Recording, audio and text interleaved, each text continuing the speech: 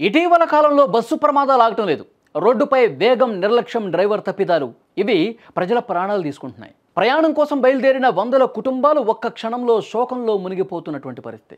2 తెలుగు రాష్ట్రాల్లో జరిగిన వరుస దుర్ఘటనలు మరవకముందే ఇప్పుడు సౌదీ అరేబియాలో జరిగిన ఘోర బస్సు ప్రమాదం దేశాన్ని దుఃఖంలో ముంచెత్తుతోంది.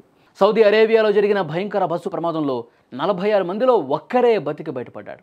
మక్కా నుంచి మదీనాకు వెళుతున్న బస్సును రాత్రి 1 గంటకు డీజిల్ ట్యాంకర్ను ఢీకొట్టింది. క్షణాల్లోనే బస్సు అగ్నికీలల్లో కాలిపోయింది.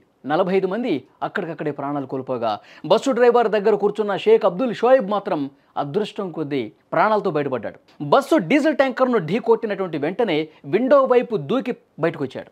మంటలు అంటుకున్న సమయంలో చాకచక్యంగా వ్యవహరించడం ఆయన ప్రాణాలు రక్షించింది. ప్రస్తుతం షోయబ్ ఆసుపత్రిలో చికిత్స పొందుతున్నాడు. షోయబ్ పరిస్థితి స్థిరంగా ఉందని వైద్యులు చెప్తున్నారు. 45 మంది ప్రాణాలు కోల్పోయిన ఈ దారుణ ఘటనలో ప్రాణాలతో బయటపడ్డ ఏకైక వ్యక్తి షోయబ్. అందుకే తనను మృత్యుంజయుడు అంటున్నారు.